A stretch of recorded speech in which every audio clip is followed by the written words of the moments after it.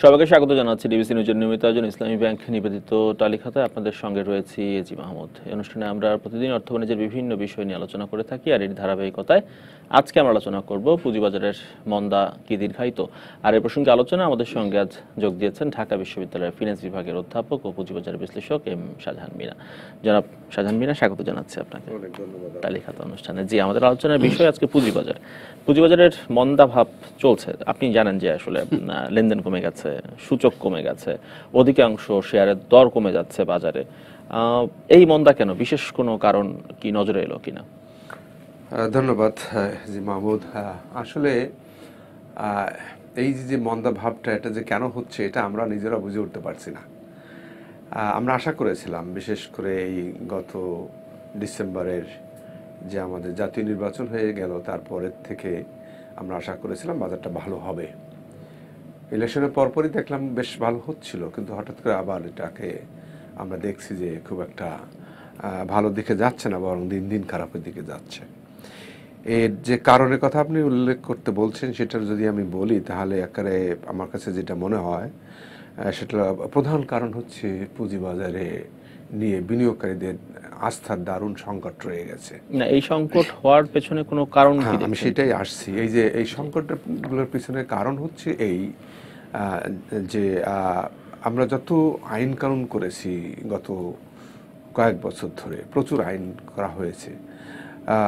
Bangladesh Security Exchange commission প্রচুর সংস্কার করেছে, কিন্তু সমস্যা হলো কোথায়? এই যে আইন কানুনগুলো আমরা করলাম, তারপরে ঢাকা স্টক এক্সচেঞ্জ বা চিটাগং স্টক এক্সচেঞ্জকে ডিমিউচুয়ালাইজ করলাম, স্ট্র্যাটেজিক পার্টনার আসলো, এই বিভিন্ন কারণ, এই সব পদক্ষেপই কিন্তু নেওয়া হয়েছে, কিন্তু তারপর আমরা দেখছি ভালো হচ্ছে না। এটার এক নম্বর আপনি যেটা বললেন যে কারো যে আস্থাহীনতা, যে যারা ক্ষুদ্র বিনিয়োগকারী তারা দেখে যে প্রাতিষ্ঠানিক বিনিয়োগকারীরা আসলে আমাদের বাজারে কিভাবে অ্যাক্ট করছে, কিন্তু দুঃখের সঙ্গে আমরা খুবই দুঃখের সঙ্গে লক্ষ্য করছি যে প্রাতিষ্ঠানিক বিনিয়োগকারীদের ভূমিকাটা কিন্তু এখানে খুব একটা অ্যাপ্রিসিয়েট করার মতো না, বরং তারা দেখা যাচ্ছে যে তারা জাস্ট শর্ট টার্ম কিছু গেইন করার জন্য ট্রেডিং করে বেরিয়ে আসছে। যখনই বাজারে শেয়ারের দাম একটু বাড়ছে আবার তারা বেরিয়ে আসছে বিক্রি করে। এটা তো আছে। আর একটা হলো যে মানে প্রাতিষ্ঠানিক বিনিয়োগকারীরা তাহলে মানে বড় অঙ্কের শেয়ার বিক্রি করার কারণে বাজার নেতিবাচক, এমনটা বলতে চাচ্ছে? হ্যাঁ, এটা তো আছেই। আর একটা হলো যে তাদের যে পরিমাণ টাকা বিনিয়োগ করার কথা সেই বিনিয়োগ করার সক্ষমতা কিন্তু তাদের নেই। যেমন প্রাতিষ্ঠানিক বিনিয়োগকারীকে আমি প্রধানত দুইটি বলি। একটা হচ্ছে, এখানে একটু জানতে চাই, সেটা হচ্ছে প্রাতিষ্ঠানিক বিনিয়োগকারীদের হাতে অর্থ তো আগেও ছিল না, কারণ এই বিষয় নিয়ে আমরা এর আগেও আলাপ করেছি। তাদের হাতে অর্থ সংকট, লিকুইডিটি সংকট সেটি রয়ে গেছে। যদি সেটিই হয়ে থাকে তাহলে জানুয়ারির মাস জুড়ে পুঁজিবাজার বাড়লো কি করে? এটা হলো যে কোত্থেকে টাকা আসলো তখন, আর সেই টাকাই বা কোথায়? টাকা কিন্তু বাজারে আছে, টাকা কিন্তু আছে না, তখন তো আমরা দেখেছি প্রচুর লেনদেন হয়েছে। আমি ওইটাই বলছি, এখন লেনদেন কমে যাওয়ার কি কারণ? ওই যখনই একটু বাজারে আপনি মুভমেন্টটা পজিটিভ দেখবেন তখন দেখবেন বাজারে প্রচুর ইনভেস্টমেন্ট চলে আসছে, অর্থাৎ তখন মানুষ মনে করে যে না বাজারটা এখন ভালো হবে, তখন যার যেখানে ইনভেস্টেবল ফান্ড আছে সেগুলিকে তারা নিয়ে আসে। কিন্তু আবার যখন দেখে যে ওই যে প্রাতিষ্ঠানিক বিনিয়োগকারীরা যখন ট্রেডিংয়ের ভূমিকায় চলে গিয়েছে তখন ওই যে ব্যক্তি বিনিয়োগকারীরা কিন্তু আবার তারা, তার মানে বলছেন যে সেই বিনিয়োগটি মার্কেট থেকে বের হয়ে গেছে? হ্যাঁ, বের হয়ে গেছে। কি আসলে মার্কেট থেকে টাকা কিন্তু মার্কেটে আছে, কিন্তু টাকা বিনিয়োগ হচ্ছে না। এটা হলো একটা দিক।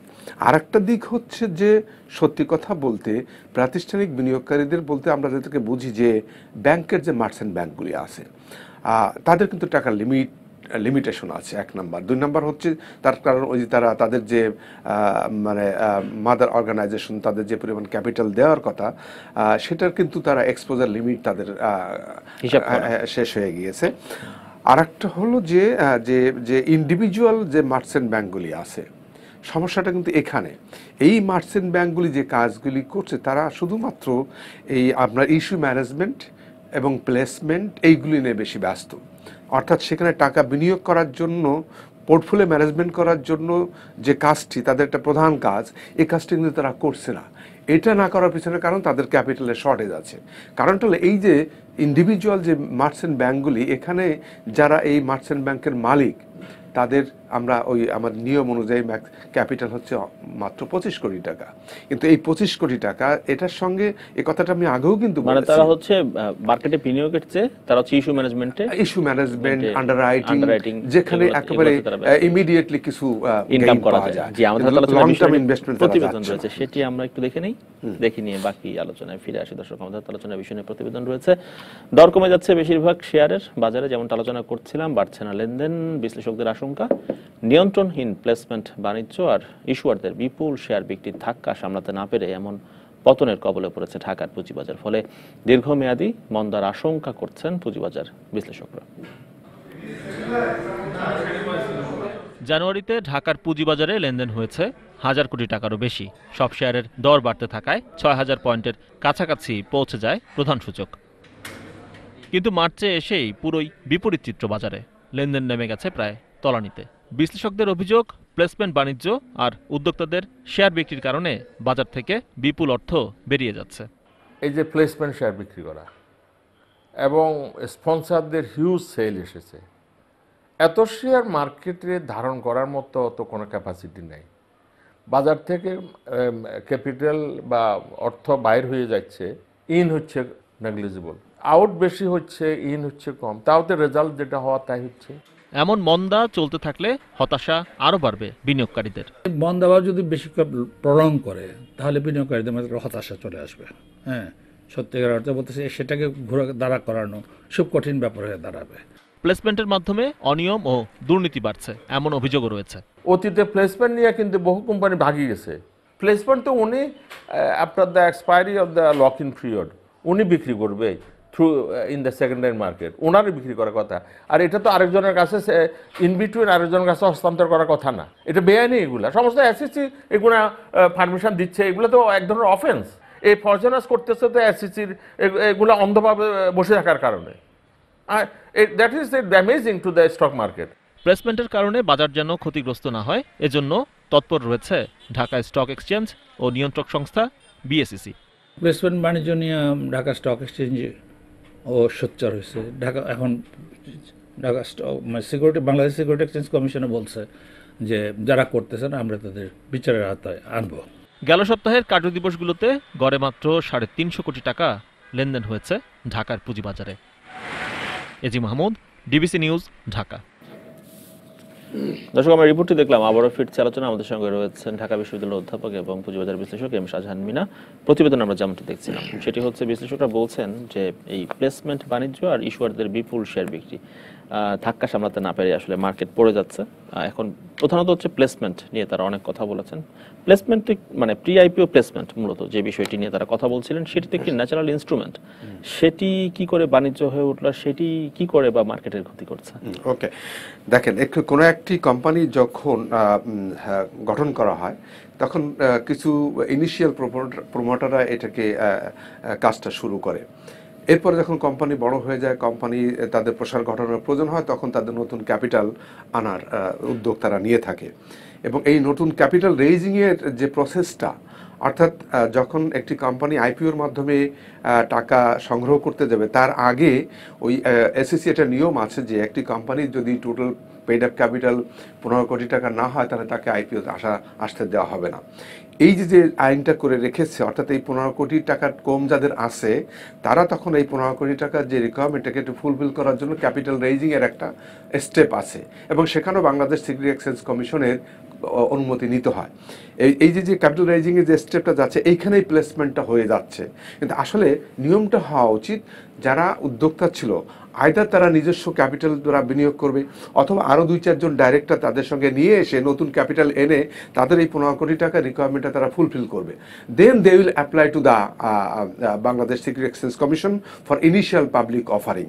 অর্থাৎ ইনিশিয়াল পাবলিক অফারিংটা যেমন একটি ক্যাপিটাল রেইজিংয়ের একটা পদ্ধতি, তেমনি আর একটা পদ্ধতি হচ্ছে ওই কোম্পানির মূলধন বাড়ানোর জন্য প্লেসমেন্টের মাধ্যমে শেয়ার বিক্রি করতে পারে। আমি মার্কেট আসার আগে যদি আমি কোনো কারণে মূলধন সংগ্রহ করতে চাই, সেটি হচ্ছে প্লেসমেন্ট, প্রাইভেট প্লেসমেন্ট। ওইটা কিন্তু আসলে এইটাই আমার মনে একটা ত্রুটি আছে, এটা হওয়া উচিত না। প্লেসমেন্ট হবে কখন? যখন কোম্পানি যত নতুন ক্যাপিটাল রেইজ করতে চায়, এডিশনাল ক্যাপিটাল রেইজ করতে যাচ্ছে, সেখানে নির্দিষ্ট পরিমাণ টাকা থাকবে, আমি আরও 100 কোটি টাকা রেইজ করতে যাই, তখন সেখানে বলে দেওয়া উচিত এর সার্টেন পার্সেন্টেজ হতে হবে প্লেসমেন্টের মাধ্যমে, আর বাকিটা হবে ইনিশিয়াল পাবলিক অফারিং এ। আমরা তো এর আগে 50-50 কথা শুনেছি। না, এখন কিন্তু ওই যে 50-50 না, এখন যেটা হচ্ছে যে 50 আইপিও আর 50 হচ্ছে না, ওই যে 15 কোটি টাকা রিকোয়ারমেন্ট ফুলফিল করার জন্য যেটা দরকার ওইটাই তারা প্লেসমেন্ট করতেছে। কিন্তু এই প্লেসমেন্টটা আমার কাছে যেটা মনে হয় এটা সঠিক নয়। এটা হচ্ছে নতুন ক্যাপিটাল রেইজ করব আমরা, সেটা আমরা নতুন ডাইরেক্টর নিতে পারি, অথবা আমরা যারা এক্সিস্টিং ডাইরেক্টর আছি তারা নতুন ক্যাপিটাল ইনজেক্ট করতে পারে। কিন্তু এখানে যে কাজটি করা হচ্ছে এই স্টেজে প্রাইভেট প্লেসমেন্টের মাধ্যমে বিভিন্ন প্রতিষ্ঠানকে দেয়া হচ্ছে, ওই কোনো মার্চেন্ট ব্যাংকে দেওয়া হচ্ছে, অথবা কোনো ইন্ডিভিজুয়াল বড় বিনিয়োগকারী তাদেরকে দেওয়া হচ্ছে। এরা করছে কি, এই প্লেসমেন্টটা নিয়ে সে আমি 40 কোটি টাকা শেয়ার আমি পেলাম প্রাইভেট প্লেসমেন্টের মাধ্যমে, এই প্লেসমেন্টটা নিয়ে এরা অন্য লোকের কাছে এই শেয়ারগুলি বিক্রি করছে। আমি ধরে নিচ্ছি এটা 10 টাকার শেয়ারে বিক্রি হবে, আমি 10 টাকা প্লেসমেন্ট নিলাম 40 কোটি টাকা নিয়ে, আমি বলছি প্রাতিষ্ঠানিক এবং বড় বড় বিনিয়োগকারী এটা নিয়ে এরা আবার অন্য লোকের কাছে এই শেয়ারগুলি বিক্রি করো, তখন হয়তো তারা 12 টাকায় বা 15 টাকায় বিক্রি করছে। এখন এই পরবর্তীতে যদি এই কোম্পানি আইপিওর পারমিশনটা না পায়, তখন এই ক্ষুদ্র ক্ষুদ্র বিনিয়োগকারী যারা প্রাইভেট প্লেসমেন্টের মাধ্যমে নিচ্ছে তারা কিন্তু ক্ষতিগ্রস্ত হবে। তাদের পিছনে কোনো লিগাল কোনো সাপোর্ট থাকবে না, যে আমি যে টাকাটা দিয়েছিলাম ওখান থেকে টাকাটা ফেরত পাওয়ার কিন্তু কোনো লিগাল সাপোর্ট তাদের থাকবে না। কিন্তু এই জিনিসটাই কিন্তু বেশি হচ্ছে, এবং এইখানে আমি একটু আগে যে কথাটা বললাম, মার্চেন্ট ব্যাংকগুলি এই কাজে বেশি ব্যস্ত হয়ে গেছে, অর্থাৎ নিজেরা প্রাইভেট প্লেসমেন্ট নিয়ে এগুলি আবার অন্যের কাছে বিক্রি করা।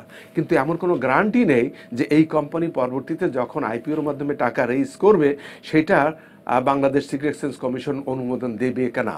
যদি দেয় তো ভালো, তাহলে এরা শেয়ার হোল্ডার হয়ে যাবে, আর যদি না দেয় তখন এই যে সেকেন্ডারি মার্কেটে যে প্রাইভেট প্লেসমেন্টটা বিক্রি করা হলো, these investors will be affected, এবং তারা কিন্তু ওই টাকা আর ফেরত পাবে না। এটা কিন্তু ইতিপূর্বে 2010-এ বা ওই যে 1996-এ কিন্তু প্রচুর হয়েছে। আমি সত্যি কথা বলতে গেলে আমরা এরকম অনেকেই কিন্তু ভিকটিমস হয়েছিলাম, যে আগে প্রাইভেট প্লেসমেন্টের মাধ্যমে কিছু শেয়ার নিয়েছিলাম, কিন্তু সেখান থেকে আমরা আলটিমেটলি কিন্তু সেই কোম্পানি আর মার্কেটে আসেনি, যেহেতু তারা অনুমোদন পায়নি। সুতরাং এই যে এবং কোম্পানিও আপনাদের টাকা ফেরত দেয় না, কোম্পানি দেয় না, কিন্তু আমরা তো কোম্পানির কাছে কিনতে পারিনি। আমরা বলতে বিনিয়োগকারীরা তারা কিন্তু পারচেজ করেছিল অন্যদের কাছ থেকে কিছু, মানে 3 হ্যান্ড 4 হ্যান্ড এরকম বিভিন্ন হ্যান্ড টু হ্যান্ড যখন ঘুরেছে সেখান থেকে সিকিউরিটিজ কোম্পানিগুলি। আর তখন তো এতগুলি মার্চেন্ট ব্যাংক ছিল, ওরা মোস্টলি ব্রোকারেজ হাউসগুলি এই কাজগুলি করে থাকতো। আমরা এখন শুনছি বিভিন্ন ব্রোকারেজ হাউসে এরকম লোকজন ঘুরছে যারা প্লেসমেন্টের শেয়ার বিক্রি করতে চায়। হ্যাঁ, এটা আমরা দেখছি তো, আমরা এবং দেখেছি। হ্যাঁ, যারা হচ্ছে জেনারেল ইনভেস্টর, যারা সেকেন্ডারি মার্কেটে যারা আসলে বিনিয়োগ করেন, তাদেরকে বলা হচ্ছে সেকেন্ডারি মার্কেটে আপনারা বিনিয়োগ না করে সেই টাকা দিয়ে প্লেসমেন্ট, সেই টাকাটা প্লেসমেন্টের ওখানে যদি আমরা ইনভেস্ট করি, তাদেরকে একটা দেওয়া হচ্ছে যে আপনি তো শেয়ার পাবেন, দরখাস্ত করে তো আপনি শেয়ার পাবেন না, কিন্তু এই প্রাইভেট প্লেসমেন্টের মাধ্যমে আপনি যদি এখন 5 লাখ টাকার শেয়ার নেন তাহলে আপনি এটা পাবেন। যদি এখন 1 বছর পর ভিতরে আপনি বিক্রি করতে পারবেন না, 1 বছর পরে যখন বিক্রি করবেন আপনি বেশি দামে বিক্রি, যখন এই শেয়ারটি মার্কেটে আসবে তখন একদিন 2 দিন 3 দিন পরেই 10 টাকার শেয়ারটি হয়তো বা 20 টাকা 30 টাকা 40 টাকা হবে, তখন সে বিক্রি করতে পারবে, তখন বিক্রি করবে, এবং 3 গুণ 4 গুণ আস্তে আস্তে কিন্তু ওইটা আবার অরিজিনাল প্রাইস বা তার কম দামেও কিন্তু ফিরে আসবে, তখন এই বিনিয়োগকারীরা ক্ষতিগ্রস্ত হবে। এই জন্য আমি যে আমার যে অভিমতটা, প্রফেসর আবু আহমদ যে কথাটি বলছে অত্যন্ত সঠিকভাবে উনি বলেছেন, যে আসলে প্রাইভেটের বর্তমান যে প্রাইভেট প্লেসমেন্টের যে বর্তমান যে পদ্ধতিটা চলছে, এইটা আমি মনে করি বন্ধ করা উচিত।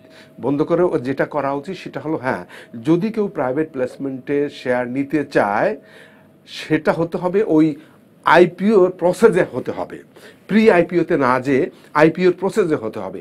আমি একটু আগে যে উদাহরণটা দিলাম, যে আমি 100 কোটি টাকা রেইজ করতে চাই, এই 100 কোটি টাকা তখন বাংলাদেশ সিকিউরিটি এক্সচেঞ্জ কমিশন থেকে ওইভাবে তাদের অনুমোদন নিতে হবে, অথবা বাংলাদেশ সিকিউরিটি এক্সচেঞ্জ কমিশনকে বলে দিতে হবে যে 25% তোমরা প্রাইভেট প্লেসমেন্টে দিতে পারবা, 75% ইনিশিয়াল পাবলিক অফারিং এ দিতে পারবে, মানে অধিকাংশই তোমাকে আইপিও থেকে তুলতে হবে, আর অল্প কিছু তুমি হয়তো প্লেসমেন্ট থেকে। এবং যদি আমরা অধিকাংশ মূলধন যদি আইপিওর মাধ্যমে তুলি তাহলে মাস পার্টিসিপেশন বাড়বে, কিন্তু প্রাইভেট প্লেসমেন্টে আমার পার্টিসিপেশন কিছু সংখ্যক মানুষের হাতে বা চক্রের হাতে অধিকাংশ শেয়ার চলে যাচ্ছে, এবং বেনিফিটেড হলে তারাই হচ্ছে, এবং তারা যখন বাকিরা শেয়ার কিনে তখন ফিডিং এর শিকার হচ্ছে, তারা কিন্তু আবার বেশি দামে বিক্রি করছে। আমি একটু আগে যে উদাহরণটা দিলাম, 10 টাকার শেয়ার তারা 3 গুণ 4 গুণ দামে বিক্রি করে, আরো বেশি দামে বিক্রি করছে। এরকম একটি ঘটনা আমরা সেই আমার মনে হয় আমরা 1996-এ আমরা এরকম ঘটনা বহু দেখেছি, তার একটা প্রকৃষ্ট উদাহরণ হচ্ছে শাইন পুকুরের শেয়ার এইভাবে আপনার বাজারে বিক্রি হয়েছিল। অর্থাৎ শাইন পুকুর না, অনেক কোম্পানির শেয়ার, জিয়া মোটরস, এরকম বেশ কতগুলি কোম্পানির শেয়ার তখন এইভাবে বাজারে বিক্রি করা হয়েছিল এবং এখন তো হচ্ছেই। সেই জন্য আমি যে জিনিসটা মনে করি, এই যে আমি শুনেছি যে বাংলাদেশ সিকিউরিটি এক্সচেঞ্জ কমিশন এই প্রাইভেট প্লেসমেন্টের যে আইনটা এটা পরিবর্তন করতে চাচ্ছে এবং এই পরিবর্তনের ক্ষেত্রে আমার মনে হয় এই বিষয়গুলি লক্ষ্য রাখা পরিবর্তন উচিত। কি বিষয় নিয়ে করতে হবে সেটি নিয়ে আলাপ করবো, কিন্তু বিরতির সময় হয়ে গেছে। বিরতির পর ফিরে আসছি টালি খাতায়, দর্শক সঙ্গে থাকুন। দর্শক, আপনারা দেখছেন ইসলামী ব্যাংক নিবেদিত টালি খাতা। আজকে আমরা আলোচনা করছিলাম পুঁজিবাজারের মন্দা কি দীর্ঘায়িত হবে কিনা। পুঁজিবাজারের মন্দার পেছনে যে কারণটি চিহ্নিত করা হয়েছে একটি, সেটি হচ্ছে এম শাহজাহান মিনা বলছিলেন যে প্লেসমেন্ট বাণিজ্যের কথা বলছিলেন। প্লেসমেন্ট বাণিজ্য কি করে বাজারের ক্ষতি করে সেটি নিয়ে আমরা আলোচনা করছিলাম। আপনি বলছিলেন যে প্লেসমেন্টের যে নিয়মকানুন রয়েছে সেগুলো কিছুটা পরিবর্তন করার দরকার। কি কি নিয়মকানুন পরিকল্পনা, মানে নিয়ম নীতি করা হলে প্লেসমেন্ট নিয়ে বাণিজ্য বন্ধ হবে, পুঁজিবাজারের ক্ষতিগ্রস্ত হওয়া বন্ধ হবে? না, আমি যেটা একটু আগেই বলছিলাম যে প্রথমে আমরা যে প্লেসমেন্টের যে কথাটা বলছি যে হ্যাঁ, এটা পৃথিবীর সব দেশেই কিন্তু এই প্রাইভেট প্লেসমেন্টের মাধ্যমে ক্যাপিটাল রেজিং এর একটা প্রক্রিয়া আছে। তা আমার যেটা প্রস্তাব, সেটা আমি যেটা মনে করি সেটা হলো যে যখনই আমি আইপিওর মাধ্যমে ক্যাপিটাল রেজ করার চিন্তা করব, শুধুমাত্র তখনই আমি প্রাইভেট প্লেসমেন্টটাকে অ্যালাউ করব। অর্থাৎ এটাকে আমার ওই প্রাইভেট প্লেসমেন্টটাকে আমার আইপিও প্রক্রিয়ার ভিতরে নিয়ে আসতে হবে, এর বাইরে রাখলে কিন্তু হবে না। আমাদের দেশে যেটা আছে সেটা হচ্ছে যে আইপিওতে যাওয়ার আগে তাকে ক্যাপিটালের যে রিকোয়ারমেন্টটা আছে এইটা ফুলফিল করার জন্য ক্যাপিটাল রেজিংয়ের প্রসেস হিসেবে এটা নিয়ে আসা হয়। এটা নিয়ে আসতে যে তখন এই প্রাইভেট প্লেসমেন্টগুলি হয়, কিন্তু পরবর্তীতে যখন দেখা যায় অন্য অনেক কারণে দেখা যায় যে ওই কোম্পানি আইপিওর কিন্তু অনুমতি পাইল না। আচ্ছা, যদি বিষয়টা এমন হয়, সেটি হচ্ছে যে প্লেসমেন্টের শেয়ার বিক্রি লক ইন পিরিয়ড হচ্ছে 1 বছর। এখন 1 বছরের কারণে কোম্পানি মার্কেট আসার পর 1 বছরের মধ্যে আমি শেয়ার বিক্রি করে বের হয়ে যেতে পারি চাইলে, কিন্তু সেই লক ইন পিরিয়ড যদি বাড়িয়ে দেওয়া হয়, 3 বছর করা হয়, সেটি কি সমাধান বলে মনে করেন? এটাকে আমি মনে করি পুরোপুরি সমাধান দিতে পারবে না। হ্যাঁ, তবে একটা সতর্কতা মানুষ বার্তা পাবে, সেটা হচ্ছে যে হ্যাঁ, আমি এই সময় যদি এটা কিনি 3 বছর মধ্যে বিক্রি করতে পারবো না, 3 বছর পর কোম্পানি কি হবে না হবে, এই শেয়ারের দর কোথায় অবস্থায় যাবে, তখন বিনিয়োগকারী ডিসকারেজড হবে। কিন্তু এইটাই কিন্তু মানে সকল সমস্যার সমাধান এনে দিবে না। টোটাল প্রথম যে প্রক্রিয়াটা আছে ওইখানে আমাদের হাত দিতে হবে। আর যদি আপনার শেয়ার বিক্রি যদি আমরা বন্ধ করে দিই, ধরুন যে আপনি যদি প্লেসমেন্টের শেয়ার কিনলেন, শুধু আপনার কাছেই রাখতে হবে, আপনি অন্য কাউকে হ্যান্ড ওভার করতে পারবেন না, বিক্রি করতে পারবেন না, তাহলে তো বাণিজ্য বন্ধ হয়ে যায়। এখন যেটি হয় সেটা হচ্ছে আপনি কিনছেন, কিনে আরেকজনের কাছে বিক্রি করছেন, তিনি আবার আরেকজনের কাছে বিক্রি করছেন বাড়তি দামে। না, হ্যাঁ, এটা একটা পদ্ধতি হতে পারে যে ঠিক আছে, আমি একজন ইন্ডিভিজুয়াল বা একটা মার্চেন্ট ব্যাংক, তারা যে প্লেসমেন্টের যে শেয়ারটা পেল, এইটা তারা অন্য কারোর কাছে বিক্রি করতে পারবে না। এটা করলে তো এটা বন্ধ হয়েই যাবে। কিন্তু এই জায়গাটাই কিন্তু আসলে আমাদের সমস্যা বেশি হচ্ছে, যে আমি 1 কোটি টাকা শেয়ার নিলাম প্রাইভেট প্লেসমেন্টে, নিয়ে 1 কোটি টাকা খরচ করে এটা আবার 2 কোটি টাকা আমি আরেকজনের কাছে বিক্রি করলাম, 2 কোটি টাকা যে নিয়েছে সে 3 কোটি টাকা আরেকজনের কাছে বিক্রি করলো। এটা করাতে যেটা হচ্ছে যে আসলে পরবর্তীতে যারা কিনছে তাদের কিন্তু ইন্টারেস্ট প্রোটেকশন দেওয়ার কোনো লিগ্যাল কোনো সাপোর্ট কিন্তু এখানে থাকছে না। সুতরাং ওই কোম্পানি যদি আর কখনো আমাদের এই আইপিওর মাধ্যমে না আসতে পারে বাজারে, ওই কোম্পানি লিস্টেড যদি না হয়, তাহলে এই সকল বিনিয়োগকারী এখানে এফেক্টেড হবে। এবং এটা হচ্ছে, এবং এদের কোনো আইনি সহায়তা বা আইনি কাঠামোর মধ্যে তাহলে কোনো সুযোগ নেই আমার এই টাকা দাবি করার? যে আপনি যখন আইপিও চাষের প্রক্রিয়া রয়েছেন, আপনার কোম্পানি, আমি আপনার কাছ থেকে 1 কোটি টাকার প্লেসমেন্টে শেয়ার কিনলাম, 10 টাকার শেয়ার কিনলাম, এখন আপনি যখন আইপিওতে আসতে পারলেন না শেষ পর্যন্ত, তখন তাহলে চুক্তি অনুযায়ী আপনার তো উচিত আমার টাকা রিটার্ন করে দেয়। কিন্তু অধিকাংশ কোম্পানি সেটি করে না, আপনি সেটি বলছেন, নিশ্চয়তা নেই। আমার কি আইনগত কোনো সুযোগ সুবিধা পাওয়া, কোনো মামলা? হ্যাঁ, না, এই মুহূর্তে কোনো আইনগত সুযোগ সুবিধা নেই। তার কারণটা হলো কি, আমি কোন তার মানে ইচ্ছা হলে আপনি আমাকে দেবেন, না হলে নাও দিতে পারি। এটা পরিস্থিতি এরকম। কথা সবচেয়ে বড় ঝুঁকি রয়ে যায় যদি ওই কোম্পানি পরবর্তীতে আইপিওতে আসার অনুমতি না পায়। এবং এর আগের ইতিহাস কি বলছে? এর আগের ইতিহাস যারা প্লেসমেন্টে এরকম আসতে পারেনি, আমি এরকম তারা কি বিনিয়োগকারীরা কখনো টাকা ফেরত পেয়েছে? না, অনেক উদাহরণ রয়ে গেছে, অনেক উদাহরণ বাজারে আছে যে যারা এরকম আমার প্রাইভেট প্লেসমেন্টের মাধ্যমে কিনেছে, তারা পরবর্তীতে টাকা ফেরত পায়নি। তো এটা যখন 1996 হয়েছে বা তার পরবর্তীতে হয়েছে, আজকে 96 থেকে আজকে কয় বছর গেল, 25 বছর 23 বছর হয়ে গেছে, তাই না? এই 23 বছরে কি এই জিনিসটা আমাদের বাংলাদেশ সিকিউরিটি এক্সচেঞ্জ কমিশনের নজরে আসতো না যে যারা আইপিওর মানে প্রাইভেট প্লেসমেন্টের মাধ্যমে নিয়ে ক্ষতিগ্রস্ত হলো তাদেরকে কিভাবে প্রোটেকশন দেওয়া যায়, অথবা কিভাবে এই আইপিওর যে প্রাইভেট প্লেসমেন্টের বিষয়টিকে আরো কিভাবে স্মুথ করা যেতে পারে? আচ্ছা, আমি যখন আইপিওতে আসার প্রক্রিয়ায় রয়েছি তখনই আমি প্লেসমেন্টের মাধ্যমে শেয়ার বিক্রি করতে পারবো। তার মানে এক অর্থে বিএসইসির অনুমোদন সাপেক্ষেই আমি আসলে প্লেসমেন্ট বিক্রি করতে যাচ্ছি মার্কেটে, তাই তো বিষয়টি? একটা ইনিশিয়াল আন্ডারস্ট্যান্ডিং এরকম থাকে। এখন যখন আমি টাকা ফেরত পাচ্ছি না, তাহলে নিয়ন্ত্রক সংস্থা আমার জন্য কিছুই করবে না? না, এখানে আমি বলবো এখানেই কিন্তু আমাদের আইনের সমস্যাটা রয়ে গেছে। যে আমি আগেই বলেছি যে আইপিওতে আমাদের দেশে যেটা হচ্ছে, আইপিওতে আসার আগে ক্যাপিটাল রেইজিং এর যে প্রসেসটা, ওইখানেই প্লেসমেন্টটা বিক্রি হচ্ছে। অর্থাৎ ক্যাপিটাল রেইজিং হয়ে যাওয়ার পরে আইপিওর জন্য দরখাস্ত করবে, তখন আমার বাংলাদেশ সিকিউরিটি এক্সচেঞ্জ কমিশন এই যে আইপিওর জন্য দরখাস্তটা করলো, ওইটাকে তারা খুঁটিনাটি যাচাই বাছাই করবে, করে তারপর তারা অনুমতি দেবে। এখন যদি কোনো কারণে, এরকম তো অনেক কেস হয়েছে, যদি কোনো কারণে ওই কোম্পানিকে আইপিওর পারমিশনটা দেওয়া না হয়, তখন এই যে প্লেসমেন্টে যারা কিনলো তারা ক্ষতিগ্রস্ত হচ্ছে। তাদের প্রোটেকশনের জন্য কি করা যায়? তাদের প্রোটেকশন এই জন্য আমরা যেটা বলছি যে এই আপনার প্রাইভেট প্লেসমেন্টটাকে আইপিও প্রসেসের ভিতরে নিয়ে আসতে হবে। অর্থাৎ আমরা তখনই আমরা বলবো বিনিয়োগকারীদের প্রোটেকশন দিতে পারবো যে হ্যাঁ, প্রাইভেট প্লেসমেন্টটা হবে এবং এটা অবশ্যই আইপিওতে অনুমোদন পাবে। এবং আপনি যেটি বলছিলেন যে 75% আইপিও আর 25% প্লেসমেন্ট, এটা পার্সেন্টেজ আমি বলছি এটা অত হওয়া উচিত না। আমি মনে হয় প্রাইভেট প্লেসমেন্ট 15% বা 10% হওয়া উচিত। যদি এরকমটা কাঠামো করা হয়, সেক্ষেত্রে যারা প্লেসমেন্টের শেয়ার কিনবেন তারা তখন সুরক্ষা পাবেন, প্রোটেকশনের, এবং সেটা ওইভাবে সেকেন্ড হ্যান্ডে যাতে বিক্রি করতে না পারে। এটা হলো একটা, এই জিনিসটা দেখতে হবে। এই যে প্রাইভেট প্লেসমেন্টের কনসেপ্টটা কখন আসলো আমাদের দেশে, যে যখন আইপিওতে আসতো দরখাস্ত খুব একটা বেশি পড়তো না, অর্থাৎ আন্ডার সাবস্ক্রাইবড হতো। যাতে আন্ডার সাবস্ক্রাইব সেই পরিমাণ ক্যাপিটাল নেই মার্কেটে আসার মতো। আমি না বলছি আন্ডার সাবস্ক্রাইব যখন হয় তখন প্রাইভেট প্লেসমেন্টটা বেশি ইফেক্টিভ। কিন্তু এখন আমি যখন আইপিওর মাধ্যমে দরখাস্ত আহ্বান করছি, প্রচুর তখন অ্যাপ্লিকেশন জমা, প্রচুর দরখাস্ত, অর্থাৎ আমার 10 কোটির জন্য আইপিওর প্রচুর চাহিদা রয়েছে। তাহলে আমি কেন প্রাইভেট প্লেসমেন্টে তাদেরকে আমি সুযোগ বা তাদেরকে ঠেলে দিব? তাদেরকে আমরা এই প্রসেসে নিয়ে আসি। এই প্রসেসে নিয়ে আসলে তারা কিন্তু তখন স্বাভাবিকভাবে শেয়ারগুলি পেয়ে যাবে। যে এখন অনেক বিনিয়োগকারী যারা একটা দুইটা বিও অ্যাকাউন্ট মেনটেন করে, তারা ওই প্রাইমারি মার্কেটে দরখাস্ত করে শেয়ার পায় না।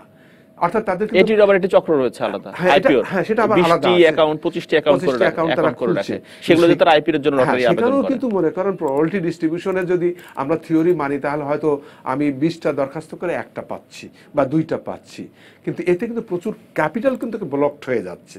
এই যে ক্যাপিটাল যে ব্লকড হয়ে যাচ্ছে, এই ক্যাপিটাল ব্লকড হয়ে যাওয়ার কারণে সেকেন্ডারি মার্কেটে আমাদের ক্যাপিটাল ফ্লোটা কমে যাচ্ছে। এই জন্য বর্তমান যে প্রসেসটা আছে প্রাইভেট প্লেসমেন্টটা, এই প্লেসমেন্টটা এটা সাংঘাতিকভাবে আমি মনে করি এফেক্ট করছে, এটাকে সংশোধন করা উচিত। আমরা আরেকটি বিরতির সময় হয়ে গেছে, বিরতির পর ফিরে আসবো বাকি আলোচনা। দর্শক, বিরতির পর ফিরে আসছি টালি খাতায়, সঙ্গে থাকুন।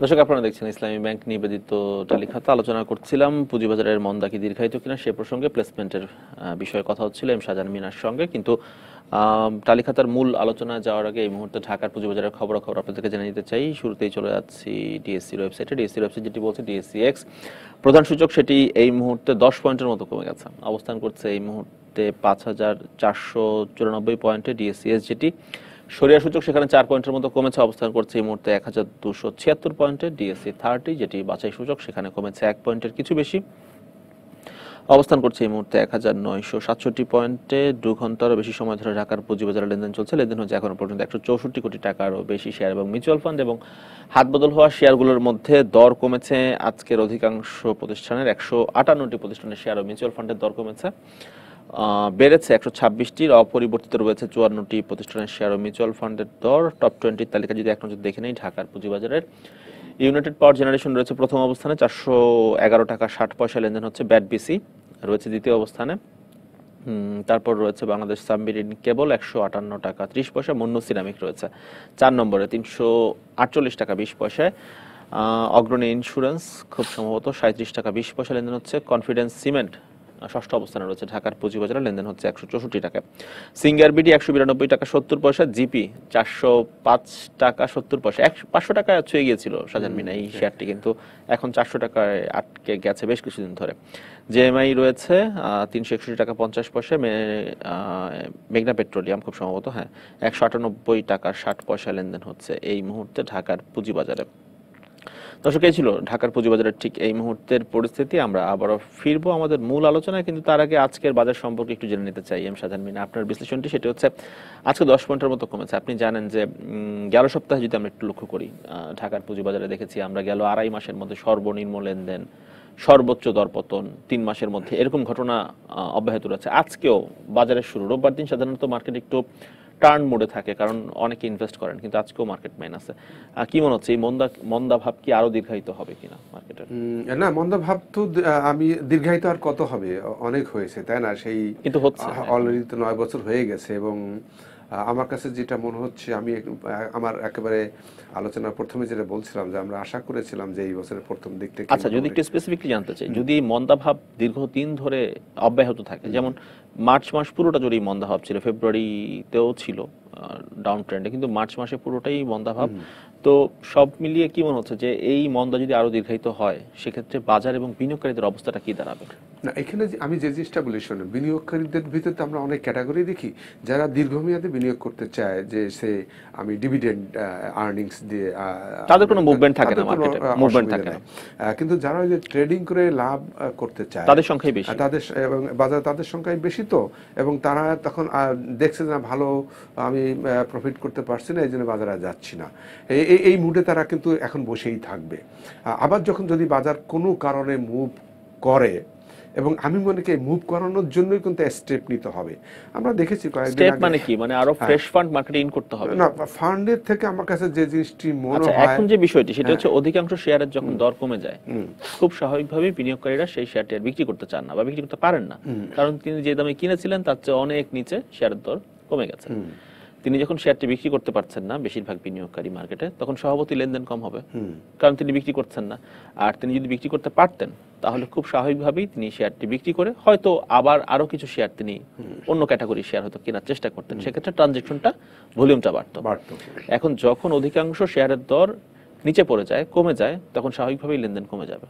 এখন যদি ফ্রেশ ফান্ড ইন করে মার্কেটকে আপ ট্রেন্ডে না নেয়, তাহলে কি দেখেন, ফান্ডের ব্যাপারটা আমি বলি, আমরা তো গত কয়েকদিন আগে দেখলাম ভালো দুইটা ফান্ড কিন্তু আসলো। একটা আসলো যে স্ট্র্যাটেজিক পার্টনাররা যে টাকাটা দিল আমাদের স্টক এক্সচেঞ্জের মেম্বারদেরকে, সেখানে প্রায় 300 কোটি টাকা মতো আসলো, সেটা একটা ফান্ড আসলো। আমাদের investment corporation of Bangladesh, ICB, সেখানে প্রায় কত 2000 কোটি টাকা বন্ড বিক্রি করে তারা ওখানে ফান্ড ইনজেক্ট করার চেষ্টা করলো। আসলে ফান্ডটা আনাতে হবে মেইনলি ওই যে ইয়েদের কাছ থেকে, মার্চেন্ট ব্যাংকগুলিকে। আচ্ছা, প্রশ্ন হচ্ছে এত টাকা ইনভেস্ট হলো মার্কেটে, ইন হলো, কিন্তু তাহলে সেই এত টাকা যদি মার্কেটে ইন করে, তাহলে মার্কেটের দুরবস্থা কি? না, আমার মনে হয় না যে আইসিবি যে ফান্ডটা ইনভেস্ট করেছে, আমি যতটা খবর পেয়েছি, আইসিবি কিন্তু ওভারঅল পোর্টফোলিও ম্যানেজমেন্টে তাদের এই ফান্ডগুলোকে ইউজ করেনি। তারা, আমি যতটা খবর পেয়েছি বিভিন্ন সূত্রে, এগুলি কোনো মানে কোনো অথেন্টিক আমি বলবো না, কিন্তু আপনারাই বলেন যে মার্কেট যখন ডাউন ট্রেন্ডে থাকে, তখন আইসিবির কাজ হচ্ছে মার্কেটকে সাপোর্ট দেয়া। যদি সেই সাপোর্ট আইসিবি দিয়ে থাকে, তাহলে মার্কেটের এই অবস্থা কি করে হয়? কিন্তু ওইভাবে সাপোর্ট দেয়নি আইসিবি। যেটা দেখা গেছে, কিছু কিছু শেয়ার কিনেছে, এখন সেই শেয়ারগুলি স্পেসিফিক কয়েকটি শেয়ার তারা খুব বেশি পরিমাণে কিনেছে। কেন কিনেছে সেটা ওনারাই বলতে পারবেন, তার কারণ হয়তো ওনারা মনে করেন এটা ভবিষ্যতে ভালো হবে। এবং যে শেয়ারগুলি তারা কিনেছেন, আমার মনে হয় না সেগুলি অত ভালো শেয়ার না। এখন কি মার্কেটকে সাপোর্ট দেওয়ার মতো কোনো কর্মকাণ্ড কি আইসিবির নজরে আপনার? না, আইসিবি তো এই বন্ড তো বিক্রি করলো, তাই না? বন্ড বিক্রি করে তারা কিছু ফান্ড নিয়ে আসলো। আইসিবি ফান্ড সাপ্লাই দিলে হবে না, আমি মার্চেন্ট ব্যাংকগুলিকে অ্যাক্টিভ করতে হবে, মার্চেন্ট ব্যাংকগুলির ক্যাপিটাল বাড়াইতে হবে। ওদিকে আবার দেখেন আর এক জায়গায় সমস্যা তো রয়ে গেছে, যদি ওটা এখন চাপা পড়ে গিয়েছে। এখন অনেক ব্রোকারেজ হাউজের আপনার যে সেই নেগেটিভ ইকুইটি রয়ে গেছে, নেগেটিভ ইকুইটি তারা কোনোভাবে ওখান থেকে বেরিয়ে আসতে পারছে না। না আসার কারণে ওই বিনিয়োগকারীরা কিন্তু তারা বাজারে আসতে পারছে না, বিকজ তাদের তো এখন নেগেটিভ ইকুইটি, তারা এখন মোটামুটিভাবে গা ঢাকা দিয়ে আর ওই হাউজেই তারা আসছে না, অর্থাৎ তারা কিন্তু বিনিয়োগ করছে না। তো এই যে নেগেটিভ ইকুইটি, তারপরে তারপরে আমার মিউচুয়াল ফান্ডগুলির একটা মিসম্যানেজমেন্ট, ম্যানেজারিয়াল ইনএফিসিয়েন্সি, মার্চেন্ট ব্যাংকের লেস পার্টিসিপেশন, Placement নিয়ে বেশি ব্যস্ত থাকা। প্লেসমেন্ট নিয়ে বেশি ব্যস্ত থাকা, টাকা ওদিকে ব্লক করে রাখা। আর একটা হচ্ছে যে যত যাই বলেন বাংলাদেশ সিকিউরিটি এক্সচেঞ্জ কমিশনকে তারা যে আইনগুলি করেছে, এই আইনগুলি যাতে ঠিকমতো প্রতিপালিত হয় তাহলে কিন্তু একটা ইফেক্ট আসতে পারে।